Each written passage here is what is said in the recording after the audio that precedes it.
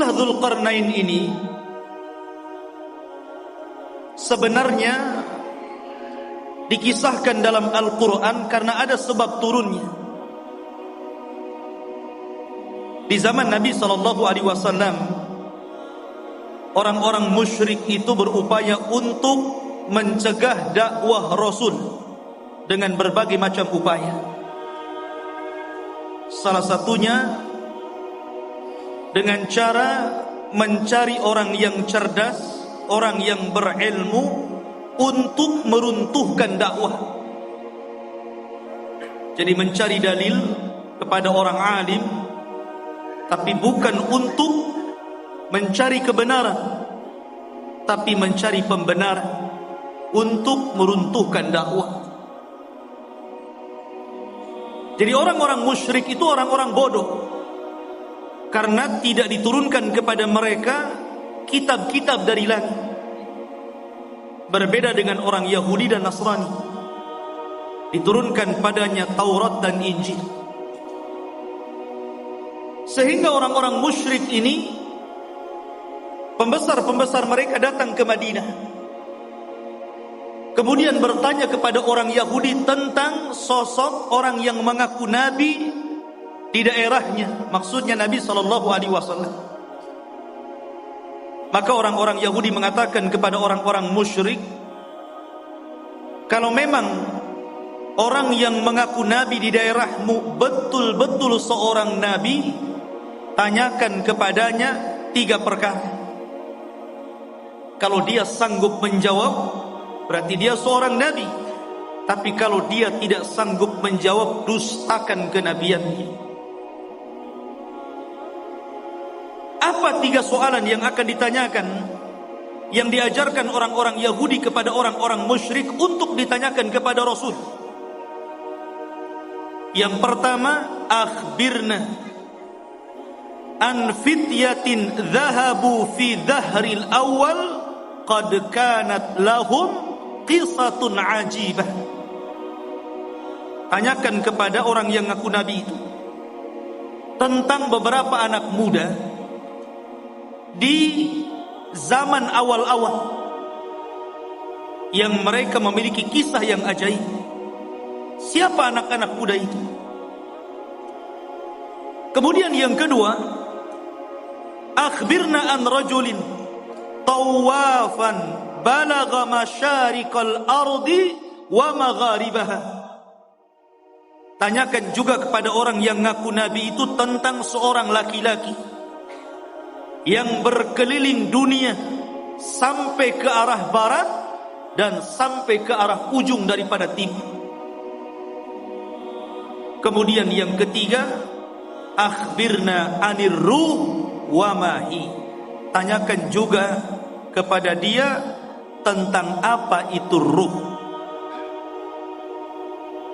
Akhirnya orang-orang musyrik sudah mendapatkan apa yang mereka kehendaki untuk ditanyakan kepada Nabi SAW, bukan untuk mencari kebenaran. Tidak. Mereka hanya hendak menghalang-halangi dakwah Rasul saja supaya didustakan manusia. Akhirnya para pembesar Quraisy sesampainya di Mekah, mereka datang kepada Nabi SAW. Mereka mengatakan, ya Muhammad, sesungguhnya kami memiliki 3 soalan. Kalau engkau sanggup menjawab, maka engkau adalah seorang nabi, amanna bik, pasti kami akan beriman kepadamu. Tapi kalau engkau tidak sanggup menjawab, memang engkau ini nabi palsu, pendusta. Akhirnya Nabi SAW mengatakan, silahkan tanyakan saja. Maka kemudian orang-orang musyrik ini bertanya tentang 3 soalan tadi. Saking senangnya Nabi SAW, kalau seandainya Rasul bisa menjawab 3 soalan itu, mereka akan beriman. Nabi SAW menjanjikan dengan kata-katanya, sa'ukhbirukum ghadan, besok saya kabarkan jawabannya. dan Nabi SAW lupa mengatakan insya Allah. Saking senangnya Nabi SAW sampai tidak mengatakan insya Allah, hanya mengatakan baik, besok saya akan jawab pertanyaan. Rupanya gara-gara Nabi SAW tidak mengucapkan insya Allah, akhirnya Allah uji keesokan harinya tidak ada Jibril yang datang memberitahu jawabannya. 1 hari, 2 hari, 5 hari, 10 hari, sampai 15 hari.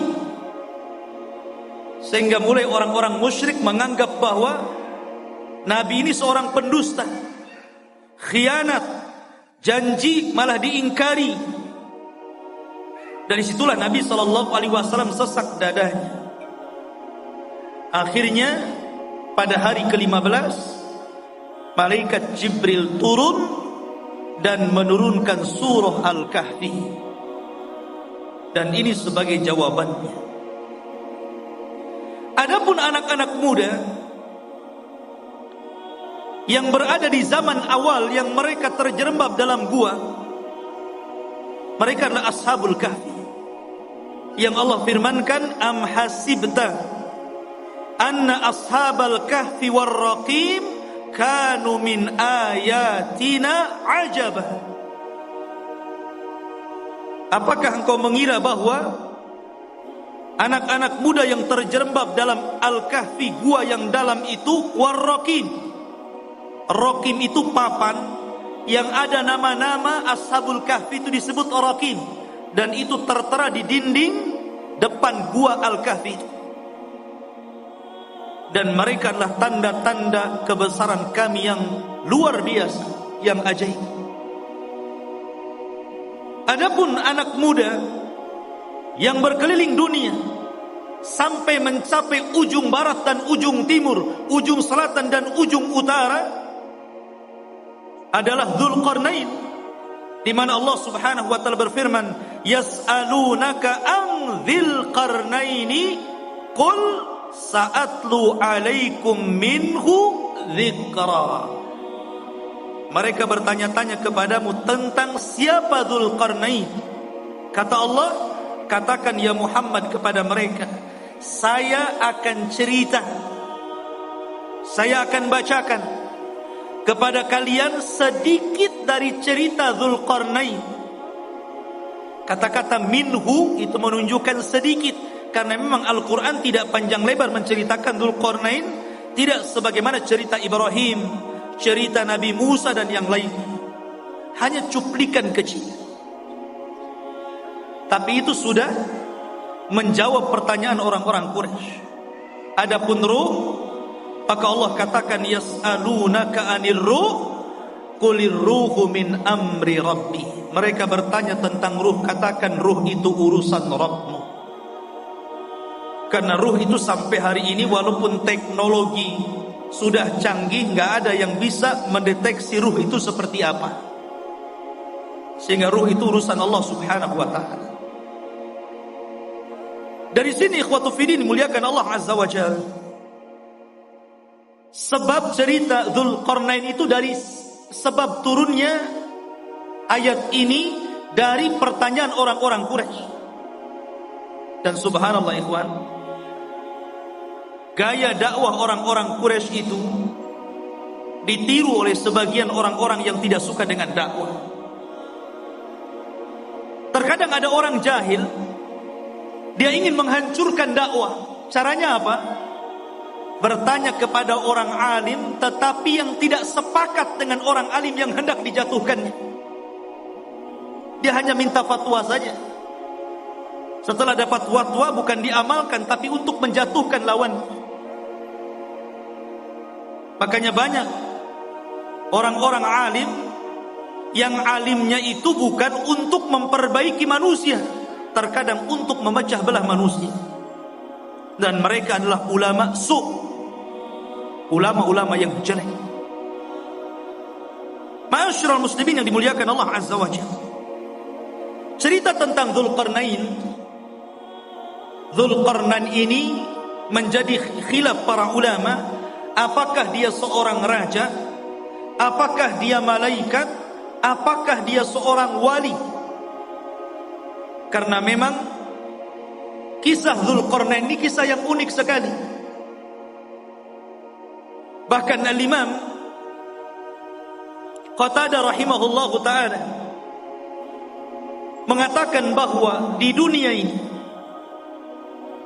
tidak ada penguasa yang mampu menguasai sebagian besar dunia kecuali hanya 4 orang saja, yang 2 mukmin dan 2 kafir. Pertama, yang mukmin adalah Raja Sulaiman. Sulaiman menguasai sebagian besar dunia. Kemudian yang kedua, Dzulqarnain. Adapun yang kafir, yang pertama adalah Namrud, dan yang kedua Bukhtun Nasr. Ada yang mengatakan Al-Iskandar Al-Maqduni, tapi yang masyhur adalah Bukhtun Nasr. Dan keduanya kafir, baik Namrud ataupun Bukhtun Nasr yang menghancurkan Palestina itu. Lah salah satunya adalah Dzulqarnain. Dia penguasa yang berhasil menguasai barat dan timur, selatan dan utara, sehingga kemudian menjadi khilaf apakah dia seorang nabi, apakah dia seorang wali, ataukah dia malaikat. Ada yang mengatakan dia adalah malaikat, tetapi pendapat ini tentu sangat jauh sekali. Ada yang mengatakan dia seorang nabi berdasarkan zahir Al-Quran, karena dia diperintah Allah untuk menyampaikan wahyu Allah. Siapa yang beriman maka akan diperbaiki, siapa yang kufur maka akan disiksa dan diazab. Dan nanti saya akan jelaskan tentang rihlah beliau. Tapi pendapat yang masyhur, dan ini pendapat yang banyak dikuatkan para ulama, seperti Asy-Syaikh Ibnu Utsaimin rahimahullahu taala, mengatakan bahwa dia adalah rajulun saleh, orang yang sangat soleh sekali, dan dia seorang raja dan penguasa dunia. Itulah Dzulqarnain. Lalu hidup di masa siapa Dzulqarnain ini? Ada yang mengatakan bahwa Dzulqarnain ini hidup di masa Nabi Khidir, bahwa Khidir pernah berjumpa dengan Dzulqarnain di Baitul Maqdis, kemudian diangkat menjadi menterinya, menjadi penasehatnya. Akhirnya Dzulqarnain pun keliling dunia bersama Khidir. Ada yang berpendapat seperti ini, tetapi pendapat ini dibantah oleh para ulama yang banyak. Apalagi pendapat ini sampai mengatakan Khidir tidak mati sampai hari ini. Kemudian yang kedua, dan ini yang dikuatkan para ulama, juga dikuatkan oleh Imam Ibnu Utsaimin rahimahullahu ta'ala, bahwa Dzulqarnain itu hidup di masa Nabiullah Khalilur Rahman Ibrahim alaihi salatu wassalam. Jadi ia hidup di masa Nabiullah Ibrahim. Bahkan dia pernah tawaf bersama Ibrahim dan juga Ismail di Ka'bah. Bahkan dikatakan Ibrahimlah yang menjadikan Dzulqarnain ini masuk ke dalam agama tauhid. Yang dengan itu akhirnya Dzulqarnain berdakwah keliling dunia. Ini salah satu pendapat Al-Imam Ibnu Utsaimin rahimahullahu ta'ala dalam fatwa Nur ala Darbi, di mana Ibnu Utsaimin mengatakan huwa malikun salihun kana ala ahdil khalil Ibrahim. Dia adalah raja yang saleh, hidup di masa Nabiullah Ibrahim alaihi salatu wassalam. Wa yuqalu annahu tafa ma'ahu bil baiti fallahu a'lam. Bahkan dikatakan dia pernah tawaf bersama Ibrahim di Baitullah. Allahu a'lam.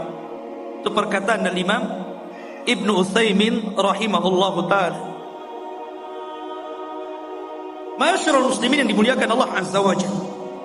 Baik, kenapa dia disebut Dzulqarnain? Dzu itu artinya pemilik. Qarnain itu dua tanduk. Kenapa disebut pemilik dua tanduk itu? Ada yang mengatakan bahwa kenapa raja tersebut digelari pemilik dua tanduk atau dalam bahasa Arabnya Dzulqarnain. Pendapat yang pertama, karena dia memakai mahkota dan dalam mahkotanya itu berbentuk dua tanduk. Jadi ada tanduk dalam mahkotanya dari kanan dan kiri dari tembaga.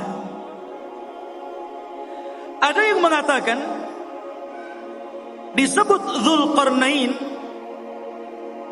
karena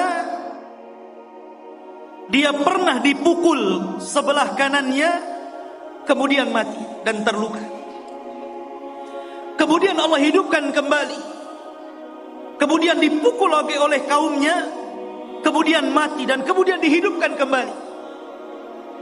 Ada yang berpendapat seperti itu, ya terima saja, namanya pendapat. Makanya disebut Dzulqarnain. Ada yang mengatakan karena bentuk kepalanya seperti dua tanduk, ada tanduknya di kepalanya. Dan tentu ini ba'id, sangat jauh. Dan pendapat yang terakhir inilah yang banyak dikuatkan para ulama. Disebut Dzulqarnain karena dia ketika berdakwah mengajak manusia ke dalam tauhid, maka dia berjalan ke arah barat sampai ujung terbenamnya dan ke arah timur sampai tempat terbitnya. Dan tempat terbit serta tempat terbenamnya itu disebut qarnai syaitan, dua tanduk setan. Makanya Nabi SAW melarang jangan sholat ketika terbit matahari dan ketika terbenam matahari, karena ketika itu muncul dua tanduk syaitan. Maka ketika Dzulqarnain berdakwah sampai ujung barat, sampai terbenam matahari, bahkan sampai ujung timur, sampai terbitnya matahari, berarti dia melakukan kedua perjalanan, kedua tanduk syaitan, sehingga akhirnya dia digelari sebagai raja pemilik dua tanduk ataupun Dzulqarnain. Ini yang paling akrab mungkinnya, yang paling dekat berdasarkan nas Al-Quran. Bagaimana perjalanan beliau ke ujung barat dan timur itu. Ma'asyiral muslimin yang dimuliakan Allah Azza wa Jalla. Perjalanan Dzulqarnain ini adalah perjalanan yang luar biasa. Seorang raja yang seluruh kekayaannya, seluruh hidupnya hanya untuk mengajak manusia kepada tauhid. Makanya kalau kita cerita para raja, saya kira di negeri kita saja cerita para raja banyak ya. Ada Raja Majapahit, ada raja ini, raja itu. Di negeri kita paling banyak cerita raja itu. Kata Syekhul Islam Ibnu Taimiyah rahimahullahu taala, sesungguhnya apabila kita cerita tentang Raja Dzulqarnain, sesungguhnya tidak ada kisah yang lebih indah, yang lebih baik melebihi kisahnya Raja Dzulqarnain. Karena banyak ibrah dan pelajaran. Bahkan kisah Dzulqarnain ini sangat menginspirasi bagi dakwah Nabi SAW. Karena turunnya cerita Dzulqarnain ini di saat sulit-sulitnya Nabi dalam berdakwah. Jadi ketika Nabi SAW mengalami keperitan dakwah, kesulitan dakwah, tiba-tiba Allah Subhanahu wa ta'ala turunkan ayat dan menceritakan tentang kisah Dzulqarnain, seolah-olah turunnya ayat ini memberikan solusi kepada Nabi sallallahu alaihi wasallam dalam dakwahnya. Bahkan disebutkan oleh Safiyur Rahman Al-Mubarakfuri dalam sirah nabinya, ada pelajaran besar. Kenapa kisah Dzulqarnain ini diturunkan kepada Nabi sallallahu alaihi wasallam di saat kesulitan Rasul dalam berdakwah? Apa hikmahnya? Beliau mengatakan, seolah-olah Allah Subhanahu wa ta'ala menjanjikan kepada Rasul bahwa kelak kekuasaan Rasul sallallahu alaihi wasallam akan sama dengan kekuasaan Dzulqarnain. Ketika Dzulqarnain berkuasa sampai ujung barat dan timur, maka kelak juga apa yang dibawa Nabi sallallahu alaihi wasallam pun akan sampai kepada ujung barat dan timur. Makanya Nabi sallallahu alaihi wasallam mengatakan, innallaha zawaliyal ardu fara'aitu masyariqaha wa magharibaha. Sesungguhnya Allah lipatkan bumi, kata Nabi sallallahu alaihi wasallam kepadaku, sehingga aku melihat ujung barat dan ujung timur. Padahal Rasul tidak pernah seperti Dzulqarnain ke ujung barat dan timur, kan? Rasul tidak pernah ke Indonesia saja, nggak pernah. Ya. Tapi Nabi SAW diperlihatkan ujung barat dan timur, seolah-olah kekuasaan Nabi SAW akan sampai ke ujung barat dan ujung timur. Dan itu menjadi sebuah kenyataan. Islam hari ini berada di mana-mana. Di daratan Eropa, Afrika, Asia, semua ada Islam. Ma'asyiral muslimin yang dimuliakan Allah Azza wa Jalla. Itulah hikmahnya tentang kisah ini diturunkan kepada Nabi sallallahu alaihi wa ala alihi wasallam. Adapun tentang nasab beliau, nasabnya Dzulqarnain ini. Siapa Dzulqarnain ini? Siapa namanya? Keturunan siapa dia? Ada yang mengatakan bahwa Dzulqarnain ini satu di antara raja-raja Yaman. Artinya dia bukan raja di luar daripada Arab, tapi Dzulqarnain itu raja Arab karena berasal dari Yaman. Karena rata-rata raja Yaman itu kalau menggelari rajanya selalu diawali dengan kalimat Dzu, seperti Dzu Nuwas yang pernah menguasai Himyar Yaman. Ya. Maka raja-raja yang diawali dengan kalimat Dzu berarti menunjukkan raja itu adalah raja Yaman, dan dia keturunan dari kabilah Qahtan, dan kabilah Qahtan itu keturunan daripada Nabiullah Daud alaihi salatu wassalam. Dan ini pendapat yang kuat, karena banyak orang-orang yang kemudian meneliti, membaca, berusaha untuk menggali siapa Dzulqarnain itu, sehingga kemudian muncul katanya Dzulqarnain itu adalah seorang raja yang pernah hidup di Cina. Dan tembok yang dibangun untuk mengurung Ya'juj dan Ma'juj itu ya tembok Cina itu. Ada yang berpendapat seperti itu. Sehingga kemudian orang-orang mengatakan Ya'juj dan Ma'juj itu orang Cina karena temboknya di sana. Ya. Satu. Ada yang mengatakan bahwa Dzulqarnain itu satu raja yang pernah menguasai Persia. Dan ada juga yang mengatakan bahwa Dzulqarnain adalah Iskandariyah Al-Maqduni Al-Yunani, murid daripada Aristoteles, seorang pencetus filsafat Yunani. Dan ini ada ulama yang mengatakan seperti ini. Dan ini banyak sekali yang mengatakan bahwa Dzulqarnain itu adalah Iskandariyah Al-Maqduni Al-Yunan, yang pernah menguasai Cina, menguasai India, kemudian juga pernah menguasai Persia dan Romawi. Jadi kekuasaannya besar Iskandariyah Yunan ini, Al-Maqduni ini. Tapi pendapat ini dibantah para ulama. Salah satunya adalah Al-Hafidh Ibnu Hajar rahimahullahu ta'ala membantah. Kenapa? Karena jarak antara munculnya Raja Dzulqarnain dengan Iskandariyah Al-Maqduni Al-Yunan ini jauh sekali. Iskandariyah ini datang setelahnya 2000 tahun. Karena dia hidup di zaman yang dekat dengan Isa bin Maryam. Dan dia adalah murid daripada Aristoteles. Yang kedua bantahannya, Al-Iskandariyah Al-Maqduni atau Al-Yunan ini, dia seorang kafir. Tetapi Dzulqarnain adalah raja yang beriman, bukan raja kafir. Yang ketiga, Dzulqarnain orang Arab. Adapun Iskandariyah Al-Maqduni Al-Yunan bukan orang Arab, tapi orang Mesir.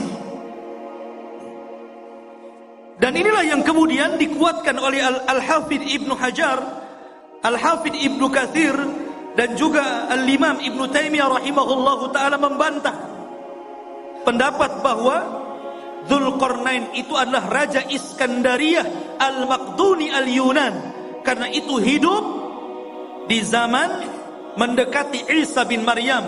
Sementara pendapat yang kuat sebagaimana dikemukakan oleh Al-Imam Ibnu Utsaimin bahwa Dzulqarnain itu hidup di masa Ibrahim. Enggak ketemu. Dari sini Dzulqarnain Raja Iskandariyah lah. Tidak ada hubung kait antara Iskandariyah dengan Dzulqarnain. Ada sebuah asar dari turjumanul Quran Abdullah bin Abbas radhiyallahu an, walaupun asar ini fihi nazar, ada pandangan para ulama bahwa usia dakwah daripada Dzulqarnain itu 500 tahun, 500 am. 500 tahun dia berdakwah.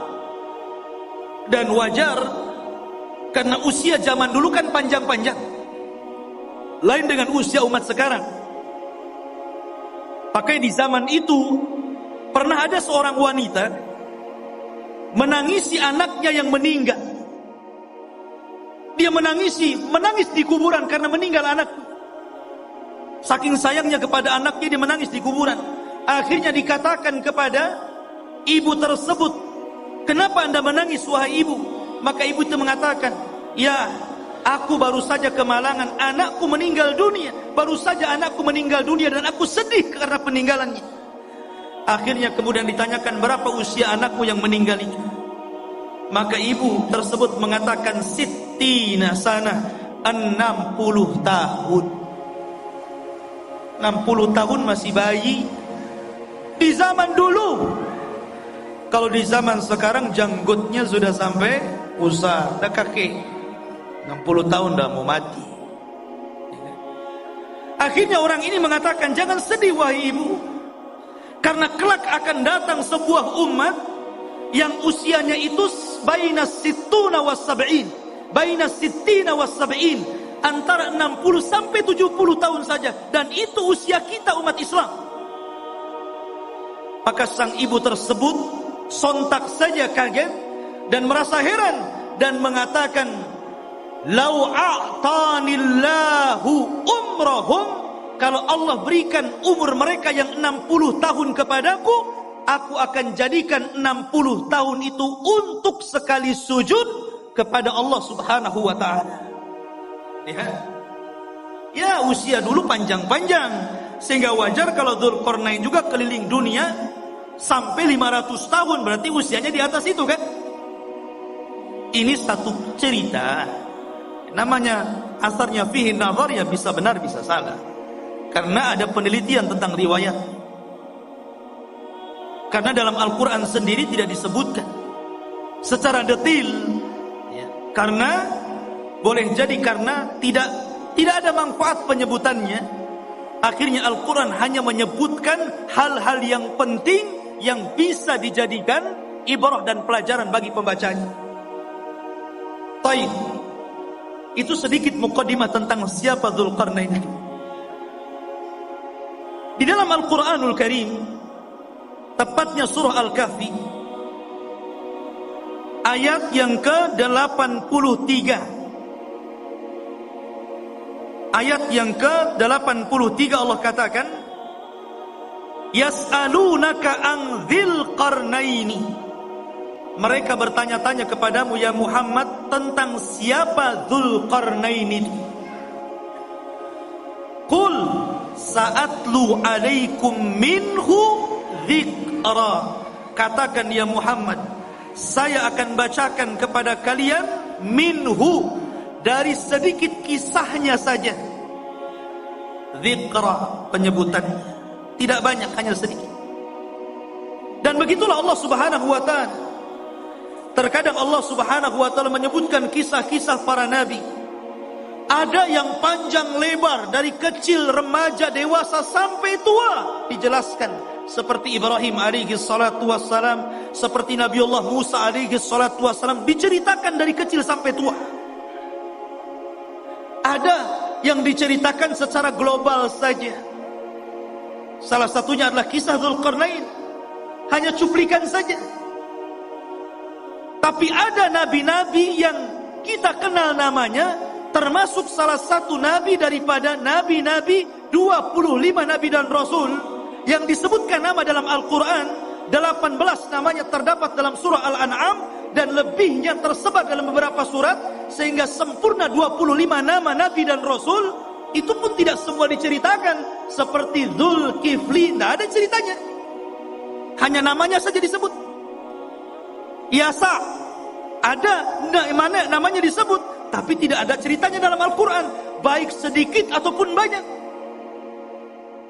Dari sini menunjukkan bahwa Allah berfirman, Allah mengatakan, rusulan qad qasasnahum 'alaika min qablu wa rusulan lam naqsushum 'alaika wa kallamallahu Musa taklima.